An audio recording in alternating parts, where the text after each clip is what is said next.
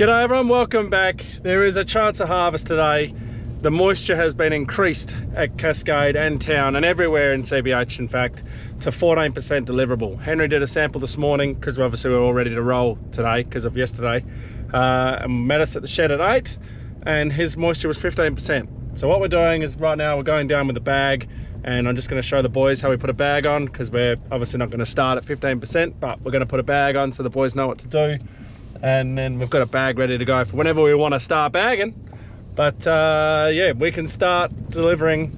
We'll probably start harvest at about 14.5%, I reckon. So we're going to get down here, do the bag, and then we'll do another sample, see where we're at. The bag is on, and Henry just did a sample for me, which we are running right this very second. If it's 14.5, we're going to get going, and we'll probably just start throwing it in the bag. It is 14.6. We'll get going. We'll throw that in the bag, I reckon. And then that way we're moving. We got wheels turning, and yeah, we'll do that. So let's rock on down to the paddock, and I guess I'll show you guys bagging. Boys are firing everything up now, so I'm just sitting over here by the bagger ready to go, and we have got our land tracks up. So we have figured it out while we weren't getting coverage for everybody. So if I go into test and enable that, you'll see we've got all that coverage there from Henry.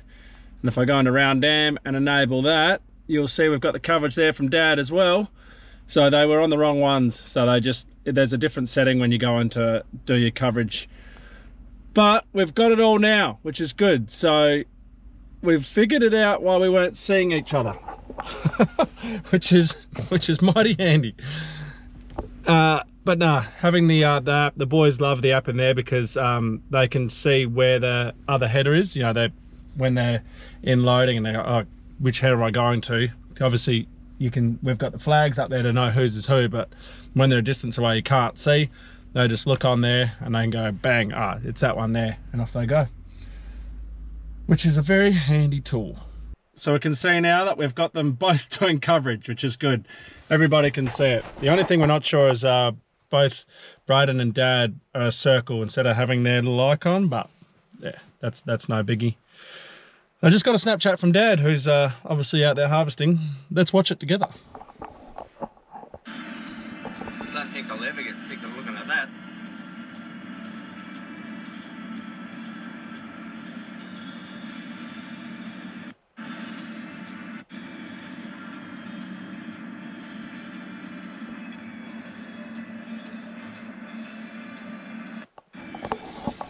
That yield's impressive. Sitting at like 5.6, 5.7, doing 36 tonne an hour. It's yeah, very impressive. We'll have to have a go and have a look behind the headers at one point and have a look at what's coming out the back. I believe there's pretty much not a huge amount for the amount of crop that's going through, which is a testament to those new Condex concaves. They are working an absolute treat, which is always good to see. You know, you buy these things, you put them in, and you hope that they work. And so far, on a year like this year, it's the year to have it. Just like if you were to buy an X9 or a CR11 or, you know, a big Class or a big New Holland, you know, it's the year to have those headers for crops like this, because what are they doing?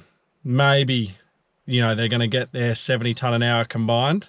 And if you had one of those big headers out there, they would do that just with one of them. But you got to do what you got to do with the stuff you've got, don't you?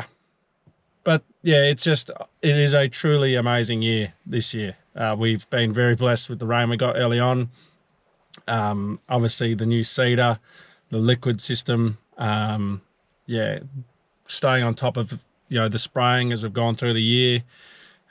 Every single thing is accounted to it, but obviously having the rain at the right times makes a huge difference as well, which is yeah, definitely not something to take for granted. And this year it's amazing to see. It's yeah, like Dad just said then, you know, you can't get tired of looking at over 5 tonne coming in when our long-term average is around that 3 tonne or high 2s. So yeah, awesome. Got my first customer coming in, so we got Isaac coming in to load into the bag for the very first time.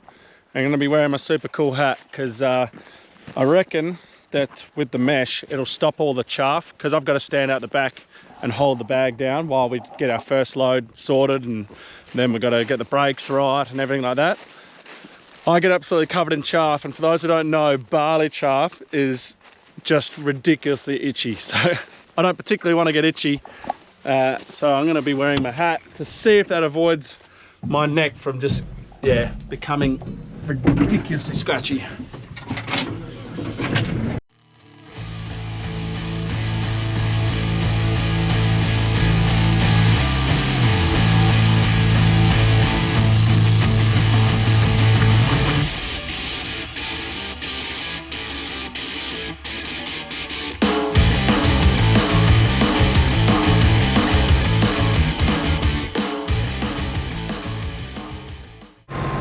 Right, first load into the bag for 2025.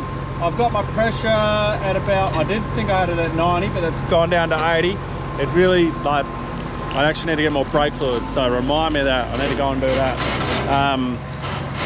The temperature of the day really affects the pressure of the brakes. If it gets, drop that.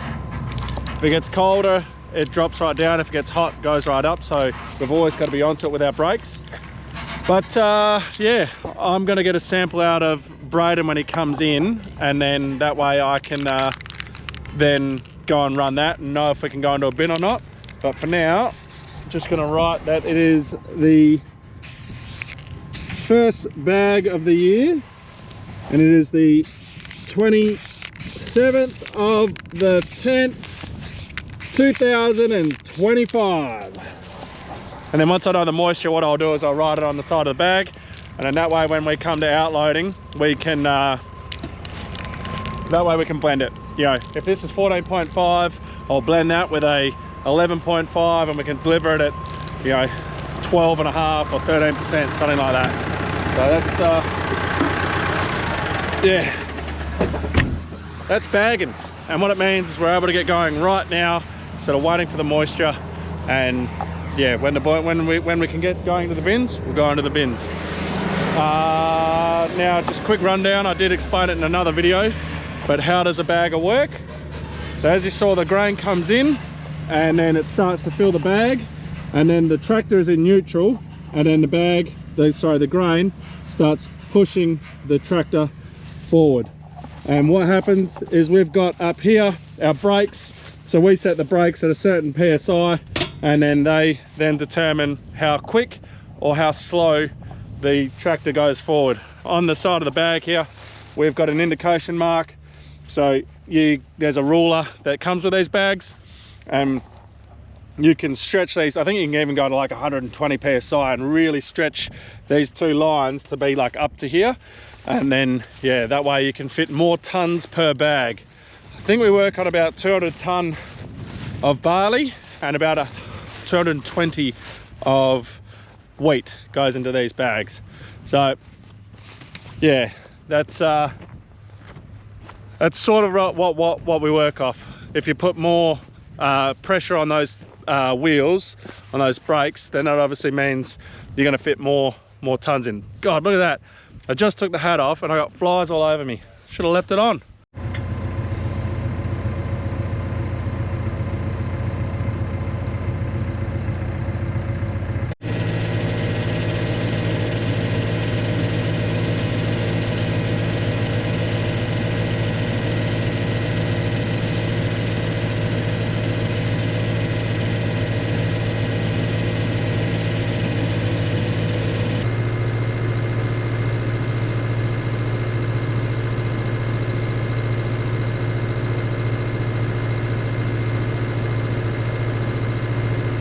Just running the barley from Braden's, and we'll see what it is. I'm going to guess it's at 14.1.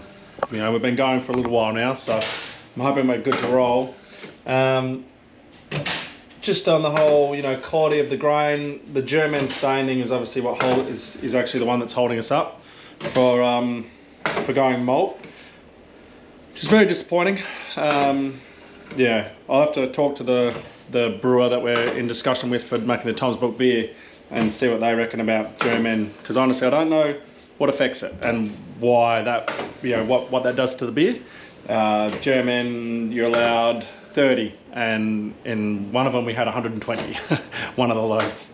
And then in other loads we've had, you know, 38, you know, so we're very close. Yeah, it's honestly each truckload. Ooh, the moisture's gone up to 15%. That's not good. All right, I will need to run another sample actually. That's not good at all. They've obviously found a wet part of the paddock. Didn't want to bag 15% barley.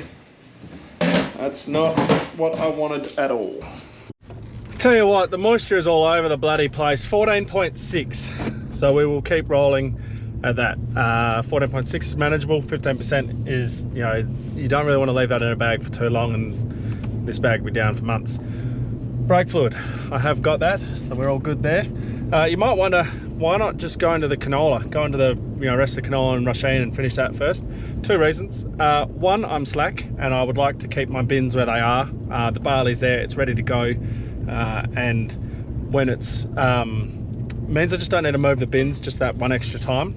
But two, the main reason is the canola in Rhiannon is still green, it's not ready. That was sprayed a whole week after we did Atherton's Round Dam, and we got into that, you know, pretty early. Well, you know, that had the off types in it, but you know, we got onto that, the borderline of that. So in probably another 4 or 5 days, Rhiannon would be right to go. So that was my idea of getting these 2 paddocks of barley done and dusted, and then it meant that we were all good to then go into the canola. Instead of us all just sitting around waiting, twiddling our thumbs, get the barley done now, move over, and yeah, get the canola done then. So it was just trying to be efficient whilst slack, but more the efficiency, because otherwise we'd all just be sitting around waiting for the canola to ripen. As you can see, I'm at Summers's house. I've got some boots in the back there for him and some work shirts. No, we haven't heard yet. The government is still being the government, and his visa still isn't approved. We don't know when it's going to be approved. You know, it'd be handy if they could just tell us, oh, you are 6th in line, or you are 236th in line, and then that way we know, you know, roughly when he's going to come. But we don't. It'll be an out of the blue call or email saying, yep, George Summers has been approved, and then he then goes and books his flights and he can come over. But anyway, it's a pain. I've told the story before, but I'll tell it again. So with the visa, we started this application back in, well, in about May, is when I approached George and I said, hey, look, would you like to come out here permanently? And him and his partner took about 2 days to come back and say 100%, yes, we'd love to come over to Australia and live here. So that's when we started. We started the process to do everything. Now, we used a third party. Now, if you are in this boat and you are wanting to get a visa sorted yourself for whatever reason, anything like that, give Orly a call. Google Southbound Consulting. If you Google that, it comes up and you'll get a number. She is an absolute gun. She will organise everything for you, does all the paperwork, because if you look at it yourself, it's a very, very daunting task. There's a lot of stuff you need to do, and you have to make sure it's all correct and written correctly. Otherwise, when the government goes to go and look at it, they'll go, nah, and just straight away strike it, and off you go. You've got to start it again. So we accumulated all this stuff, and then by June 27th, everything was finally ready to, you know, collated together and ready to be launched.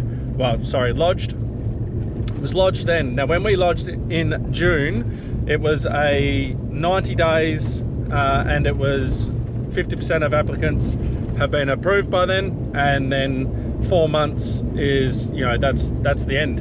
If you get to 4 months, you're allowed to call them up, and then that's when they go, oh crap, where is he in the pile, pulls it out, and then they go over it and hopefully approve it. As we are, the months have gone on, the government has, I don't know what's happened in the department, but it's slowed down, and they keep updating it and pushing those goalposts further back. So it was 90 days, so 3 months, and then 4 months you're able to call. Then it changed to 4 months was the 50%, and then 5 months was when you're able to call. And then now it's still 4 months for the 50%, and then now it's 6 months when you're able to, you're allowed to call. And this could still push out further. We have done everything we've done.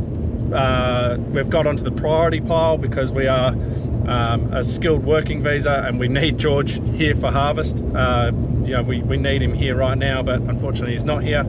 And then we have also contacted our local politician, got a letter from them and submitted that, and they've submitted it on their end. And that's it. You're not allowed to call them up and keep pestering them and asking them what's going on, because basically they just say you don't have a right to call up. You can't call up until the 6 month period, which puts us in this position now that 6 months is December the 27th. Hopefully it doesn't get that long, but like I've been saying to George on the phone, George is here for the long term. Obviously we wanted him here for this harvest, but unfortunately if he misses the harvest, he misses the harvest. But he's here for the long term, and it's not like I'm going to reject him coming in now if he doesn't get here in time for harvest. But it's hard. We got Dad obviously on the header, and Dad was meant to be enjoying retirement, and they had plans to go places during November, and those plans have been obviously put on hold. It's a messed up situation for every single party involved.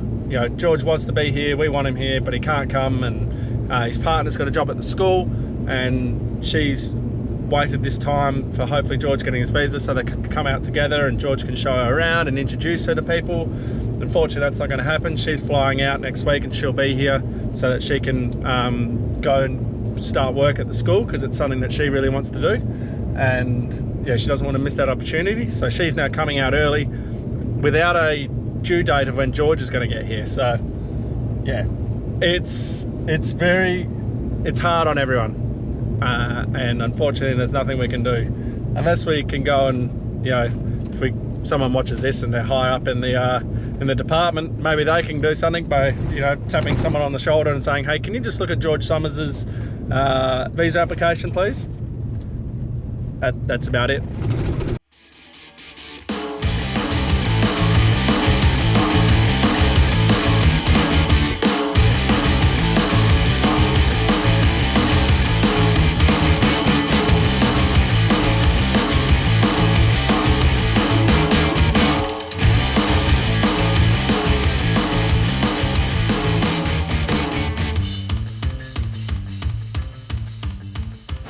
I'll leave the boys alone for 2 loads and they get it on an angle. Unbelievable. Look at that. Can you tell where I was driving? Nice and straight on the stubble when they got in. All the way over there. So I've tried to bring it back there. I was trying to do a nice little time lapse of, showing the bag going forward. But instead you just saw me turning. But yeah, the boys have got to be onto it. If you miss it and you're too slack to get out, it makes a nightmare for this bag. And the problem is, it's when you come to unload it, because they have to be so close to the debagger when we're unloading, it becomes an absolute nightmare for trying to fill the chasers up full, or even trying to make sure the grain's getting into them. But this one isn't too bad. I've seen some absolute shockers in my time. We'll see if spraying some nice pink paint on the ground will help them find their way.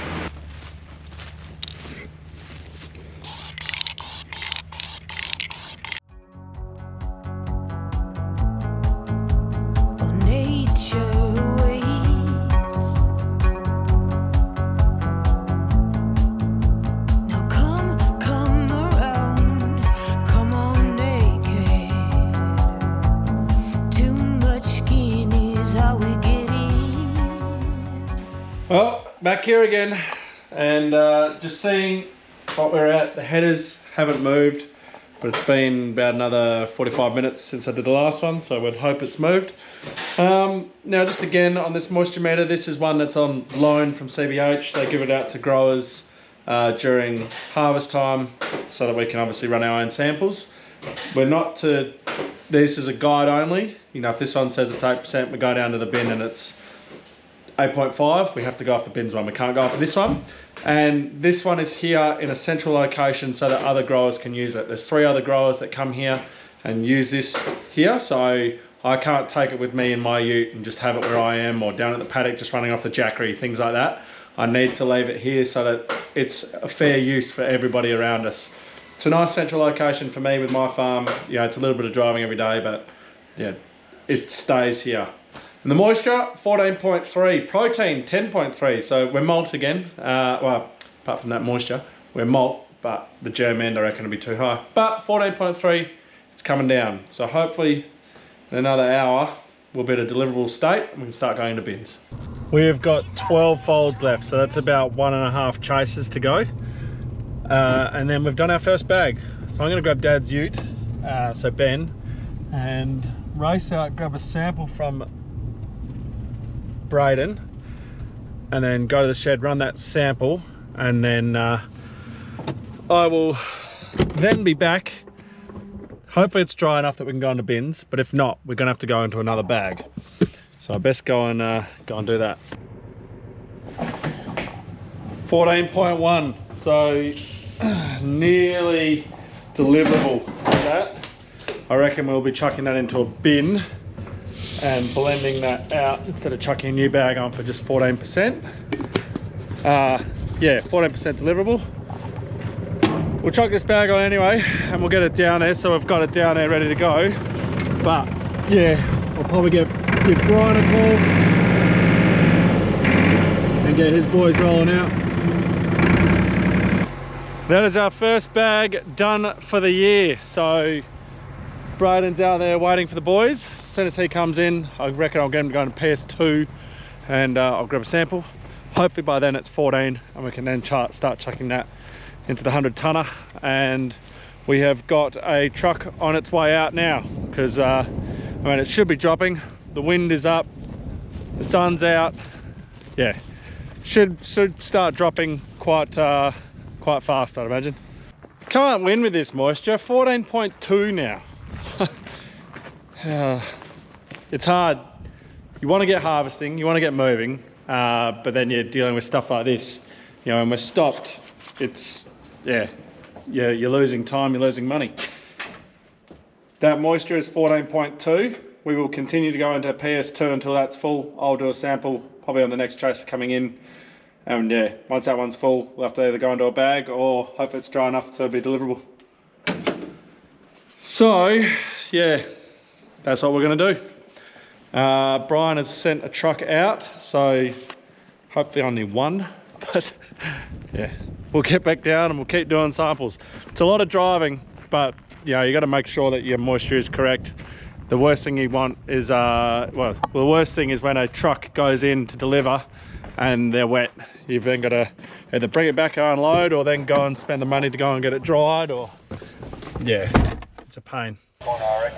All right, let's do a little experiment. I've just pulled up from doing that moistury, and I would like to see, one, how hot my exhaust is, and two, grab a bit of stubble there, stick it on it, see if it burns, see what happens.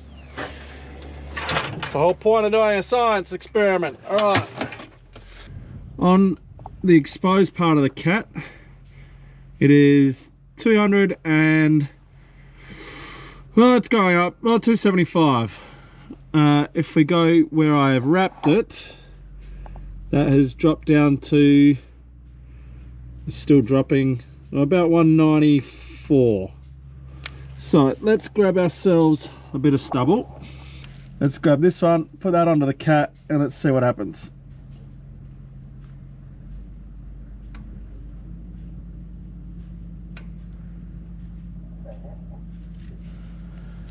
So that one didn't burn. Let's hold the same piece on to the exposed part for sort of the same amount of time, if I can.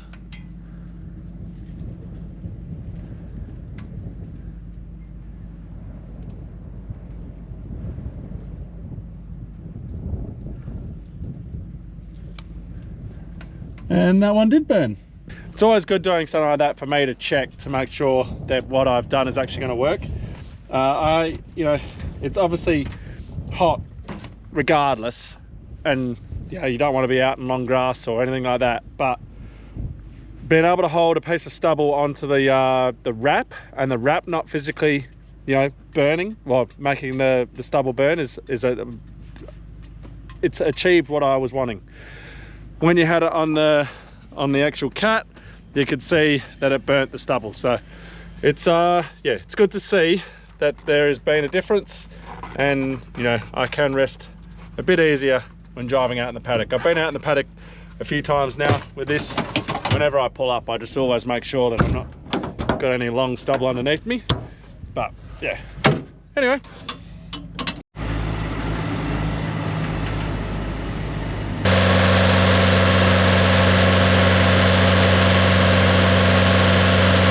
That's buff loaded. We've emptied all of our wet grain out of that silo, so that's good. We're not sure how many we'll get from buff. It's currently 2:30. He'll get to Cascade obviously and come back, but we're not sure if he'll make Cascade again, because Cascade I think is closing at 5. So actually I don't think he will, going off that. So his next load will have to go to town. We're seeing Jeff probably in about an hour, and then Brian's got a subby from somewhere. He's also coming in to get another load as well. So we should get a total of 4 loads out today, which will be good because it is all dry now. I should do a sample at some point and just find out, but last moisture I did was 13.2. So we're nice and dry in terms of feed, but obviously with the germ end staining, it's going feed anyway. And this this hat's worked well, so the mesh is also protecting me against the itchy barley chaff that comes off the augers, because where the wind is always going the wrong way out at this pad, and I always get covered in it and my neck gets super itchy. But so far so good. 100 tonners full, 860's nearly full. We just had to fix the bolt again on that chaser there. It actually has been good. We haven't had to do it since, you know, like the 2nd or 3rd day of harvest, and all of a sudden it went just then. But again, it's good to have the shear bolt instead of it doing actual damage. Annoying, but good. But we should have 3 more truckloads today. Again, they'll be here in about an hour. I think I said an hour to you guys last time, but they'll be here in about an hour. And our moisture is down to 13% now, so it's getting drier, which is good.